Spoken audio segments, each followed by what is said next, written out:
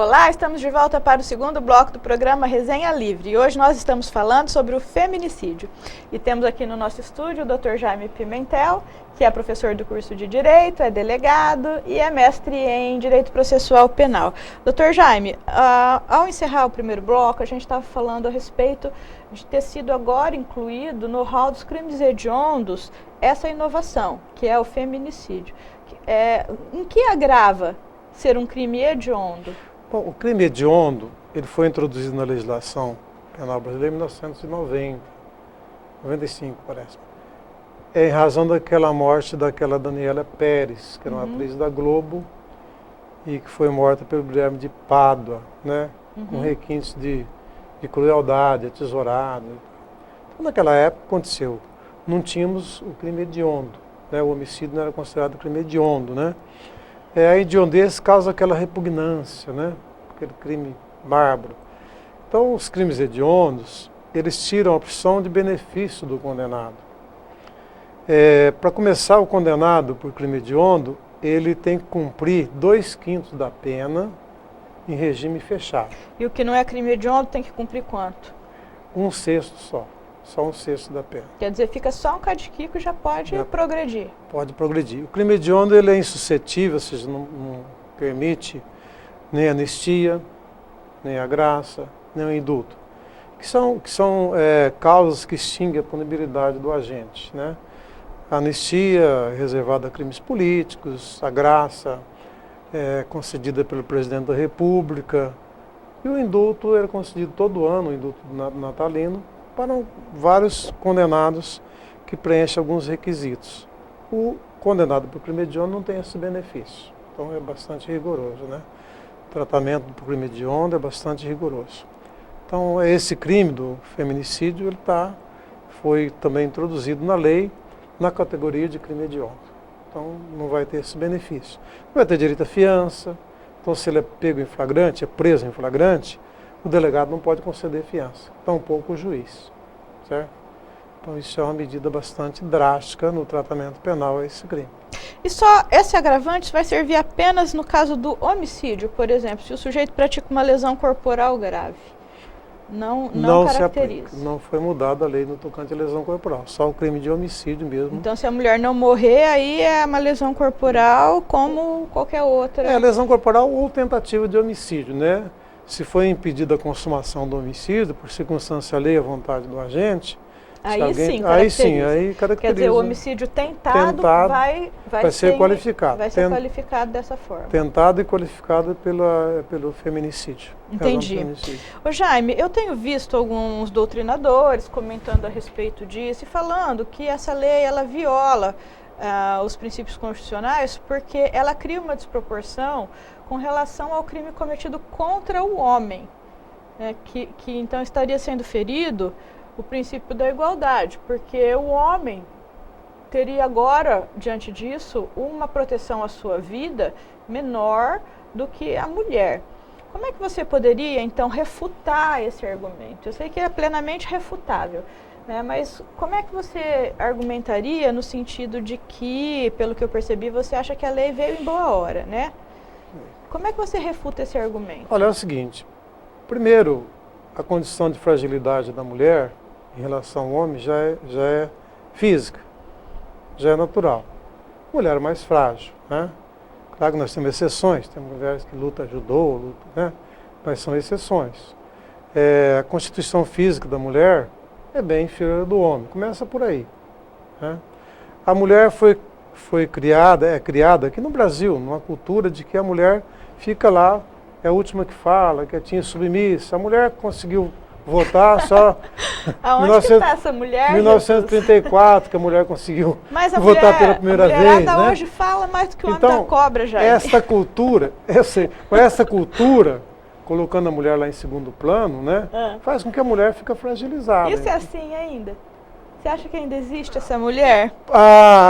Existe sim. A gente conhece as mulheres daqui, da cidade, que trabalham, que saem para trabalhar e tal, mas tem muitos redutos familiares em que a mulher é bem submissa. Ainda existe essa submissão. É bem submissa. Né? Então tem essa cultura. Então, essas medidas afirmativas do governo, colocando uma lei dessa, é uma medida afirmativa para a proteção da pessoa mais fraca. Eu não vejo que essa lei fere igualdade, porque não existe igualdade de direitos, tem que existir entre homem e mulher, mas igualdade real não existe. Aí seria aquela questão da igualdade material e da igualdade formal. Formal, claro. Porque formalmente eles são iguais, mas materialmente, no caso dessa relação de violência doméstica, a mulher é muito mais vítima do que o homem.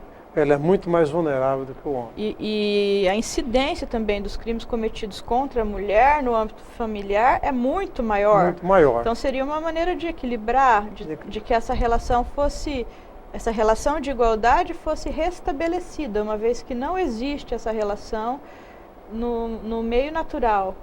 Então a lei vem o quê? Impondo, né? Impondo que esse respeito. É um caminho, né, de proteger os mais frágeis, que o governo brasileiro vem adotando como políticas criminais. Política criminal é isso aí, ela procura proteger os mais frágeis, né? Então nós temos, por exemplo, injúria por preconceito de raça, de cor, agora tem um projeto no Congresso Nacional do novo Código Penal, também colocando como injúria por preconceito em razão da opção sexual, né? Então está até esbarrando lá porque há muita discussão, enfim. Essa proteção dos mais fracos tem que vir também, né? Dos deficientes, injúria, preconceito em razão da deficiência. Mesmo as cotas são uma tentativa de reequilibrar essas situações. As cotas, os idosos têm a proteção especial, né? Então o homicídio praticado contra idoso acima de 60 anos tem a pena aumentada, né? Então nós temos a opção de proteção. Então quer dizer que não são minorias, não é? Porque as mulheres são maioria. Não são minorias, mas é minoria no tocante àquela proteção natural, né? Porque ela é mais frágil, né? Então minoria Então a proteção é os que tem que ter uma equiparação em razão da forma como a sociedade os vê, né? O deficiente, o negro, o homossexual, a mulher. Porque a tendência do egoísmo humano é o mais forte pisar no mais fraco, né? Entendeu? Então se a lei não vier colocar Aliás, não é só do egoísmo humano, essa é a lei da selva, né? Da selva, a lei da selva. É a lei da natureza. É a lei da natureza. Então se não vier a lei, o direito positivo do país, né? Estabelecer algumas regras, coibindo isto, a tendência é esta, né? Se não tiver a lei protegendo os trabalhadores, a tendência é o patrão sugá-las cada vez mais. Não vou dizer todos os patrões, né? A tendência é essa, né? Então, é o que acontece com essa lei do feminicídio em relação à proteção da mulher, em razão da condição de sexo, né? Então, eu acho que a lei vem em boa hora, sim. Eu acho que pelo menos, se você conseguir com essa lei salvar as 100 mulheres da morte, já valeu a lei, né? Ô Jaime, por que você acha que a Maria da Penha não alcançou a sua finalidade? Onde é que estava o furo? Então, a Lei Maria da Penha, ela não significa que ela não alcançou totalmente a sua finalidade. Houve uma redução, sim, de violência doméstica. Eu não tenho estatística agora, mas houve uma redução com relação à violência doméstica. Ela, sim, de certa forma, houve uma redução, mas não foi significativa. Não foi significativa. Porque nós continuamos ainda com os piores índices. E nem o direito penal com o feminicídio aí vai resolver o problema, né? Eu falei, isso é uma questão cultural, né? O investimento em políticas públicas na criança, no adolescente, né? É que vai conseguir prevenir os crimes. Mas é que eu vejo assim, muitas vezes a mulher, ela vai lá na delegacia, quando ela é vítima de alguma violência, e ela dá início, mas depois ela não quer mais aquilo.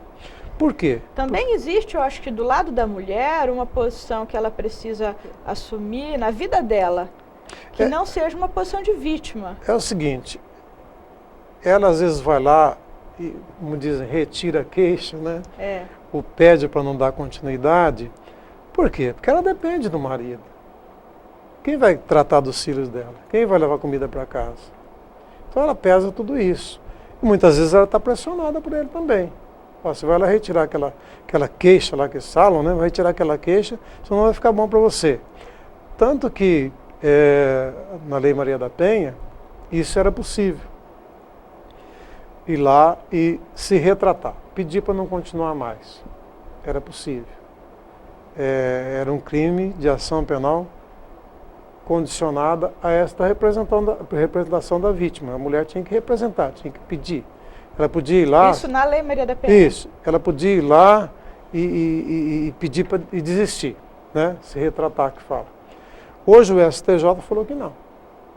Lesões corporais contra a mulher no âmbito doméstico, ou seja, aplicando-se a Lei Maria da Penha, é crime de ação penal pública incondicionada. Ou seja, não adianta a mulher falar que não quer mais. Ameaça já depende de representação. É isso que eu estou falando. Geralmente elas vão lá, ó, eu estou falando de lesões corporais. Tá me ameaçando, tal. Tá bom, mal você toma a medida protetiva necessária, ela já ficou de bem. Ameaça depende de representação. O que não depende de representação... Você está querendo dizer aí é que a mulher ela é fraca para se organizar individualmente. Ela precisa do homem. Precisa do homem. Então ela acaba se submetendo. Além de ser mais frágil fisicamente, está mais suscetível a agressões, né, porque é mais fraca, ainda ela precisa do marido. Às vezes tem 2, 3 filhos em casa. Às vezes é trabalhador. Às vezes tem um emprego, trabalha, traz alimento para casa, né? Mas é violento. Geralmente essa violência é associada ao consumo de álcool. Dificilmente uma álcool pessoa e droga. sóbria, álcool e droga, né? Dificilmente uma pessoa sóbria comete uma barbaridade. Infelizmente é álcool e droga.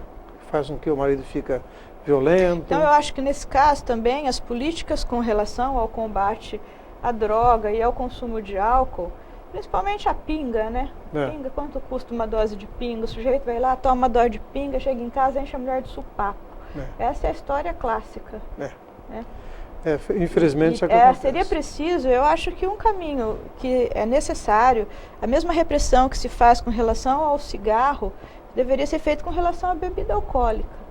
E não ser algo amplamente divulgado por todas as mídias e entre os jovens. Nós temos um número exorbitante de jovens alcoólatras hoje, né? Um número fantástico de jovens que começam a beber com 14 anos. São coisas inacreditáveis em termos de formação de uma família, porque isso degenera a família.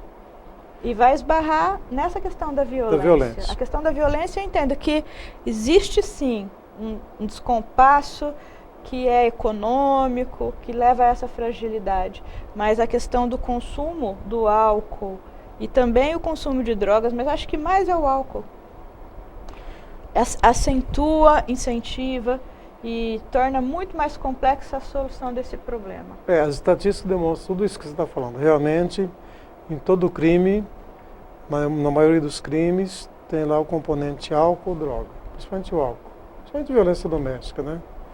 E você vê pelos crimes de trânsito. A lei seca diminuiu sensivelmente os acidentes de trânsito. Depois que entrou em vigor a lei seca, né? Que hoje é crime dirigir sob a influência do álcool, né? Os tribunais até entendem de quando você causa a morte de alguém no trânsito, você está embriagado. E quando existe, além da embriaguez, um plus a mais, por exemplo, um excesso de velocidade, um cavalo de pau, enfim, um racha, né, é considerado como um crime doloso. Não um crime culposo, crime doloso. Você vai a júri, né? Então, com esse endurecimento, né,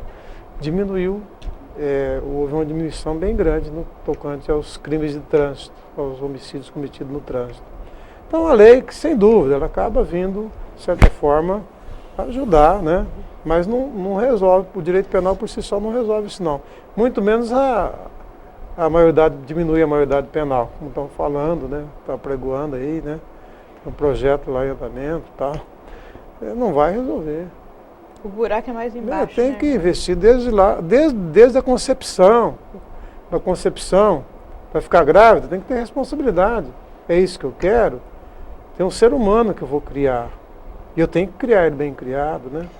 Todos os dias, quando eu termino esse programa, nós voltamos ao mesmo ponto, que é a necessidade de uma educação de melhor qualidade, mais voltada para a ética, mais voltada para o desenvolvimento da cidadania e para as responsabilidades de cada um. Se cada pessoa assumisse responsabilidade sobre seus filhos, sobre o seu lar, nós não precisaríamos de tantas medidas penais que se projetam com uma agressividade, vamos dizer assim, exorbitante, mas que são ineficazes, porque nós não conseguimos combater a criminalidade se não for atacado a gênese. Na verdade, existe uma co-culpabilidade da família, da sociedade e do Estado. Né? Uma co-culpabilidade no crime. O crime é multifatorial. A sociedade que cria os seus monstros. A família, a sociedade e o Estado criam os seus monstros. Né? Então, se investir na família, se o Estado investir em políticas de proteção à criança e adolescente, se a sociedade investir através de religião, através de proteção, através de amparo, né? É só assim que você vai prevenir o crime. Eu acho que as mães têm um papel fundamental, porque são as mães que criam os meninos. E uma mãe que cria um filho com uma visão machista, ela contribui para a disseminação de crimes como esse que a lei do feminicídio pretendeu coibir. Infelizmente o assunto está muito legal no sentido da lei e também do interesse das pessoas em tomar conhecimento do novo instituto. Mas nós vamos terminar por hoje, mas já fica o convite para você voltar, viu? Muito obrigado. Agora você vai ser freguês, você não me escapa mais tão cedo. Virei com prazer. Obrigado. O programa Resenha Livre fica por aqui e eu espero você na próxima.